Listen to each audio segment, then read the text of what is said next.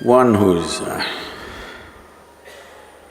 stuck in the realm of right and wrong, okay, not okay, liking and disliking, will never know the texture of love. Rumi is a lover. So he's talking a language which doesn't belong to right and wrong. Rumi is talking about a field or a realm beyond right and wrong, which if he works up his love, when it becomes intense enough, once in a way he gets to that realm or that field that he's talking about.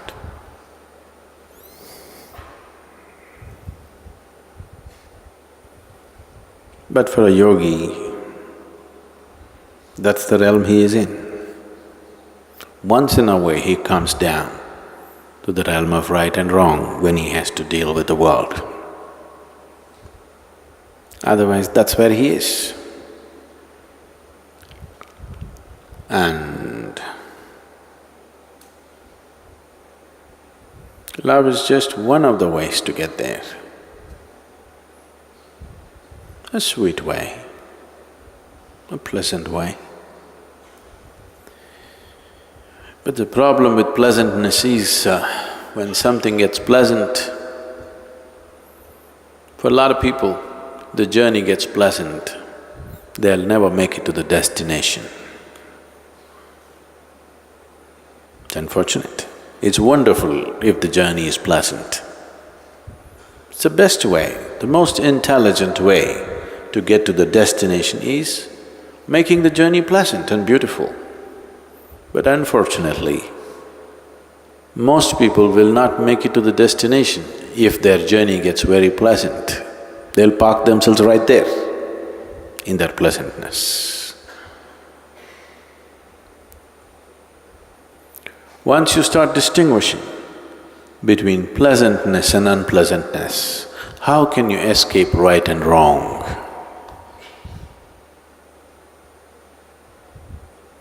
Once you start choosing what is pleasant, what is unpleasant, you cannot escape what is right and what is wrong.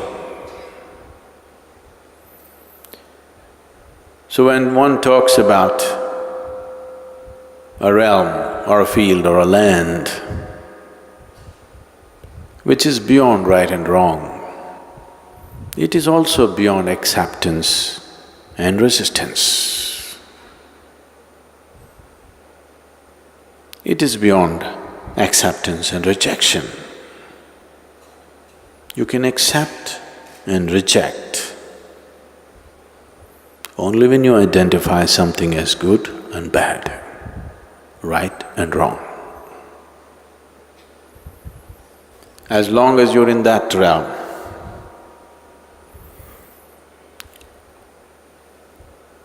you will enjoy likes and dislikes. If you are placed in that which you consider as good, you'll enjoy that. If you are placed in that which you consider as bad, you will suffer that. In this state, this generally, here in this culture, we just dismiss this as rajas. Rajasic means like and dislike, pleasantness and unpleasantness, right and wrong, all these things. This state is very important for conducting the affairs of the world. But if you want to rule the inner kingdom, this is no good. If you want to be some kind of a boss, some kind of a king in this world, you must know what's right and wrong. You must know what's good and bad. If you can't discriminate, you cannot rule this world. But if you want to be a king of the inner world, then if you are in this right and wrong, you will never get there. That will not be your realm. You can think,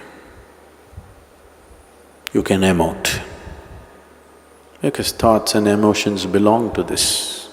The moment you think, you cannot think beyond right and wrong. You cannot think beyond good and bad. So your thoughts and your emotions belong to this realm of right and wrong. Once you are beyond that and you're in a field of where there is no right and wrong, there is no thought, nor is there emotion in this. Oh, is life barren? No thought, no emotion. Is life barren? No.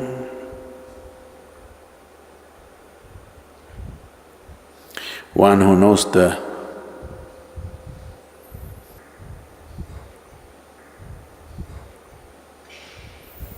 boundless ecstasy of nothingness, for him the taste of thought and emotion is very puny.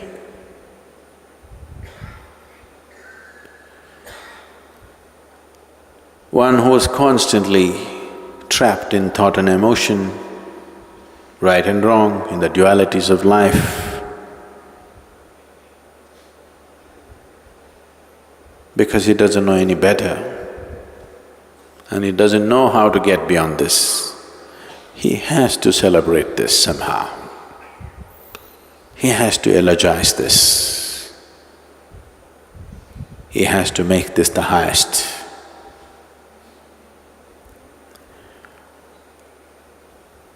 Most of the world, most of humanity constantly goes about eulogizing as to what is good and what is bad, good qualities, bad qualities. This is what is loved and respected and acknowledged in the world. Simply sitting here, called stupid, no good. Once there is no right and wrong, it is not only that there is no thought and emotion, there is also not much room for action. If action comes, it comes only as a response to what's around. That is, the need for action is completely gone in that person. The need to love or hate is gone in that person. So do not understand being beyond right and wrong is a state of love. No. It is well beyond love. To put it very simply, to put it in a terminology that is hugely corrupted, we can call that yoga, where everything has become one. Love is just an effort to get there. Love could be an escalator, but not the first floor. It is not a higher floor, it is just an escalator. But sometimes, if you are walking in the opposite direction, you could be on an escalator forever and not get anywhere. This happens in the airports, there are moving tracks. If you get onto the opposite one, you can walk forever, not get anywhere. Today people are hugely attached to this kind of moment, and that's why treadmills have become so popular.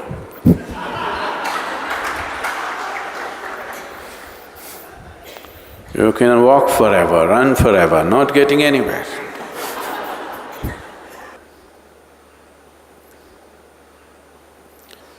There is music on it, there is video on it, it is also telling you you're getting healthier by the second, but you're not getting anywhere. I didn't call this love, I call this untouchable.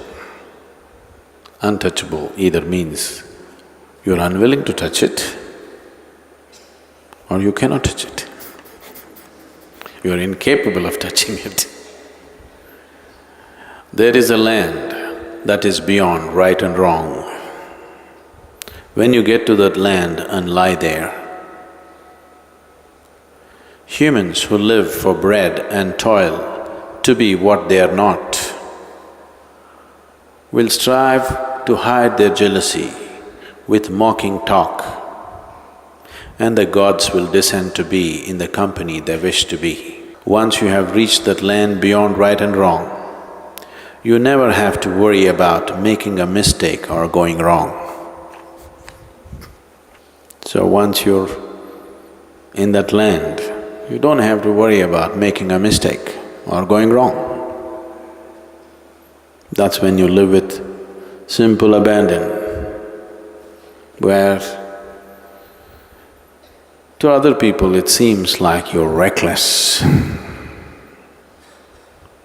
But there's no way to make a mistake, so why should you be careful?